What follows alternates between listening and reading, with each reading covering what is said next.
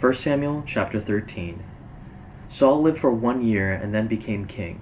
And when he reigned for 2 years over Israel, Saul chose 3,000 men of Israel.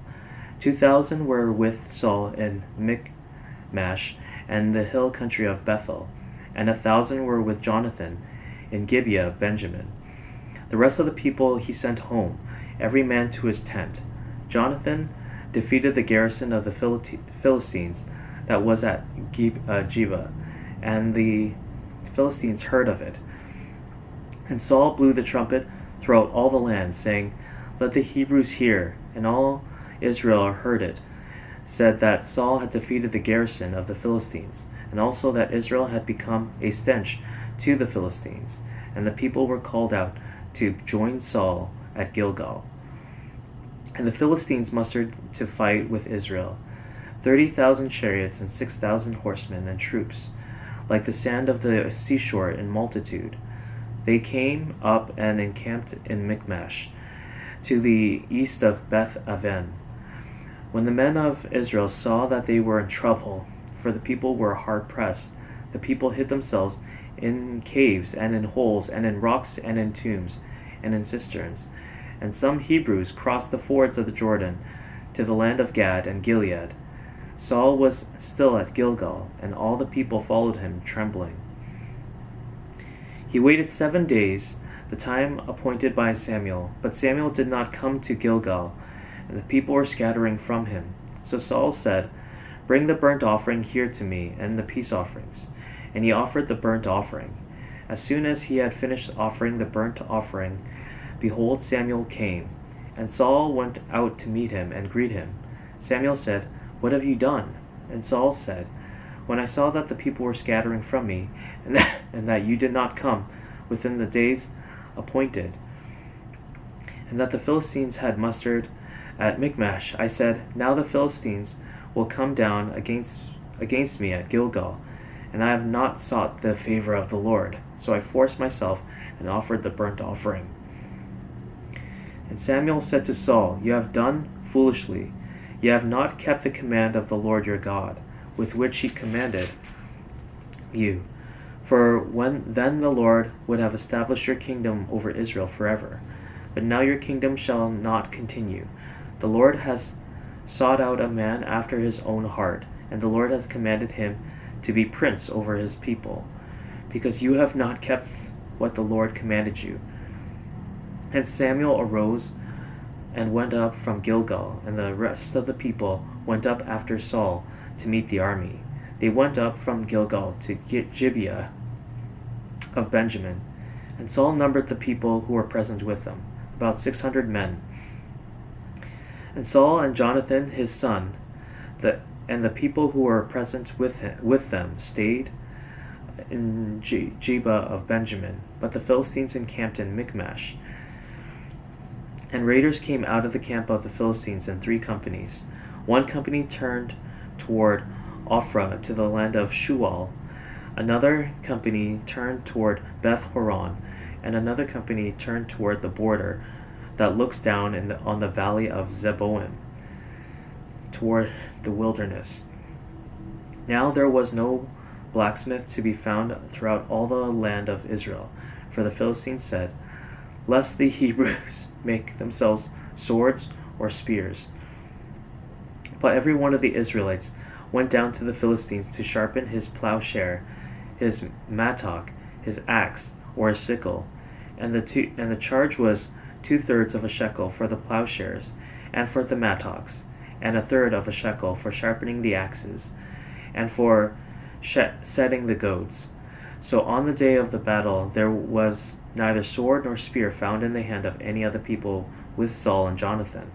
But Saul and Jonathan his son had them, and the garrison of the Philistines went out to the pass of Michmash. Chapter 14. One day Jonathan the son of Saul said to the young man who carried his armor, "Come, let us go over the Philistine garrison on the other side." But he did not tell his father. Saul was staying in the outskirts of Gibeah, in the pomegranate cave at Migron. The people who were with him were about 600 men, including Ahijah the son of Ahitub, Ichabod's brother, son of Phinehas, son of Eli, the priest of the Lord in Shiloh, wearing an ephod. And the people did not know that Jonathan had gone. Within the passes by which Jonathan sought to go over to the Philistine garrison, there was a rocky crag on the one side and a rocky crag on the other side. The name of the one was Bozez, and the name of the other Seneh. The one crag rose on the north in front of Michmash, and the other on the south in front of Geba. Jonathan said to the young man who carried his armor, "Come, let us go over to the garrison of these uncircumcised. It may be that the Lord will work for us, for nothing can hinder the Lord from saving by many or by few." And his armor-bearer said to him, "Do all that is in your heart, do as you wish. Behold, I am with you heart and soul." Then Jonathan said, "Behold, we will cross over to the men, and we will show ourselves to them.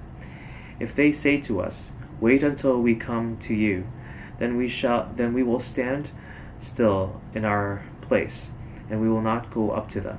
But if they say, 'Come up to us,' then we will go up, for the Lord has given them into our hand, and this shall be the sign to us." So both of them showed themselves to the garrison of the Philistines. And the Philistines said, "Look, Hebrews are coming out of the holes where they have hidden themselves." And the men of the garrison hailed Jonathan and his armor-bearer, and said, "Come up to us, and we will show you a thing." And Jonathan said to his armor-bearer, "Come up after me, for the Lord has given them into the hand of Israel." Then Jonathan climbed up on his hands and feet, and his armor-bearer after him.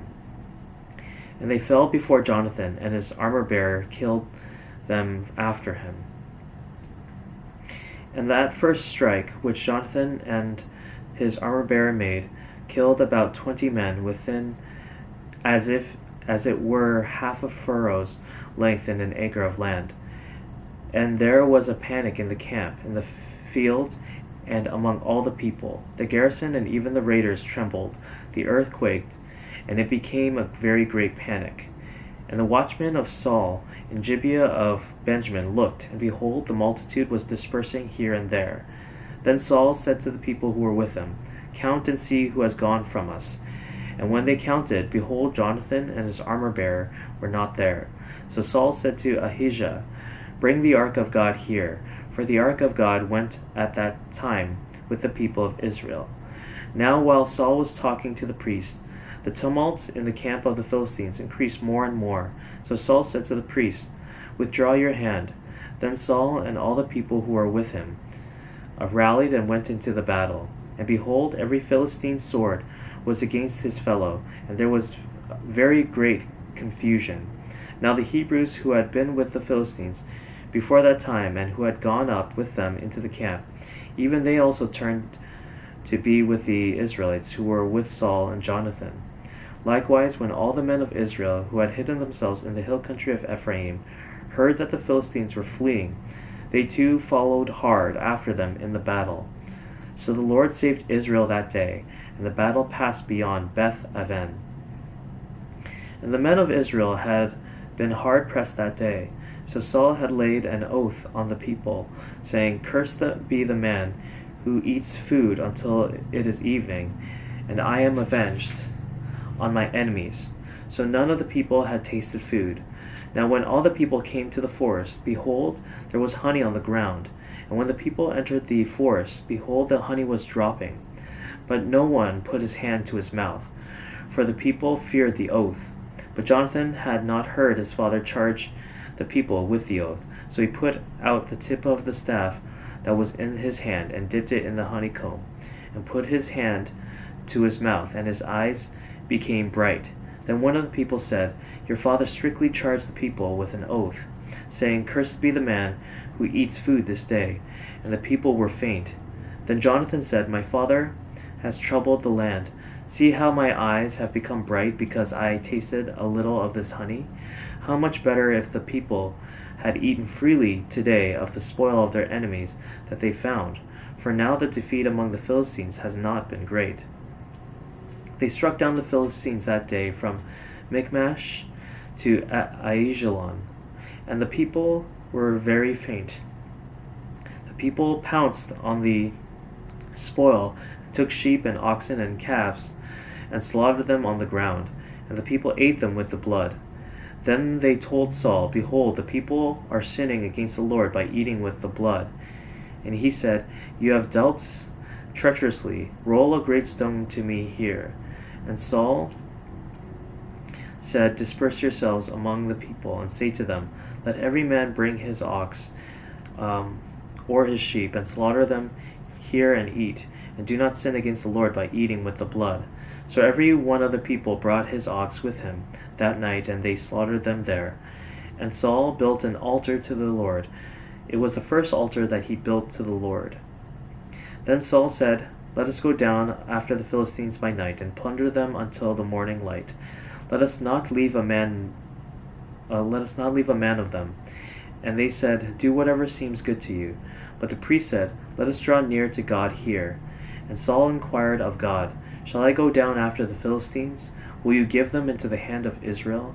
But he did not answer him that day.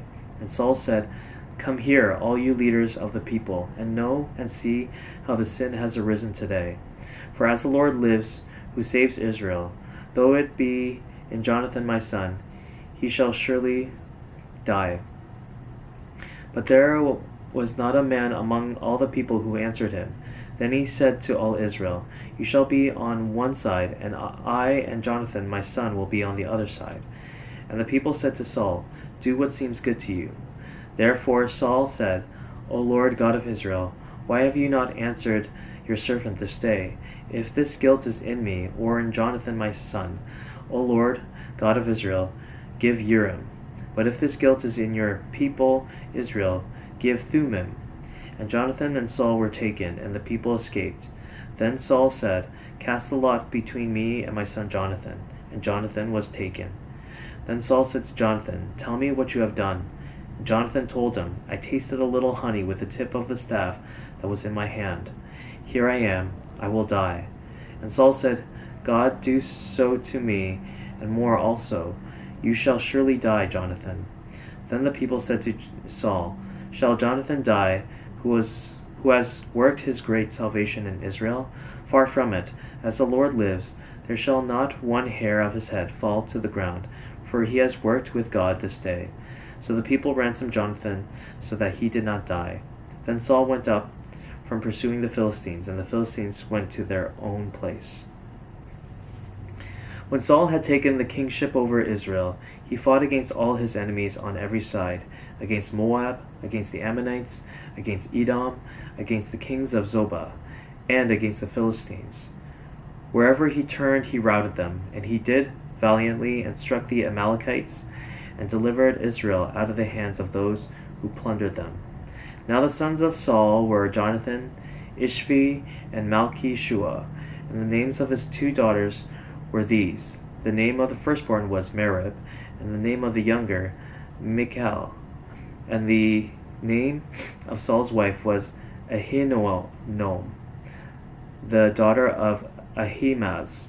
And the name of the commander of his army was Abner, son of Ner, Saul's uncle. Kish was the father of Saul, and Ner, the father of Abner, was the son of Abiel. There was hard fighting against the Philistines all the days of Saul.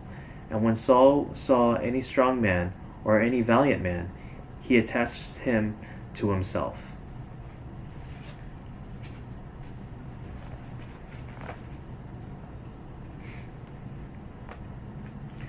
Psalms chapter 81. Sing aloud to God our strength. Shout for joy to the God of Jacob.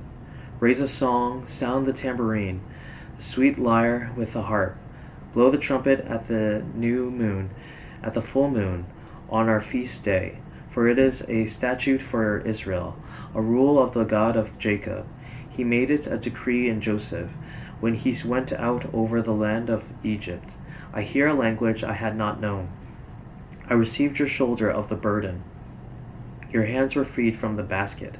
In distress you called, and I delivered you. I answered you in the secret place of thunder. I tested you at the waters of Meribah. Hear, O my people, while I admonish you. O Israel, if you would not but listen to me. There shall be no strange God among you. You shall not bow down to a foreign God. I am the Lord your God, who brought you up out of the land of Egypt. Open your mouth wide, and I will fill it. But my people did not listen to my voice. Israel would not submit to me. So I gave them over to their stubborn hearts, to follow their own counsels.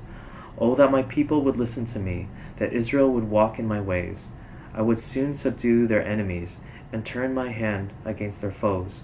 Those who hate the Lord would cringe toward him, and their fate would last forever. But he would feed you with the finest of the wheat, and with the honey from the rock I would satisfy you.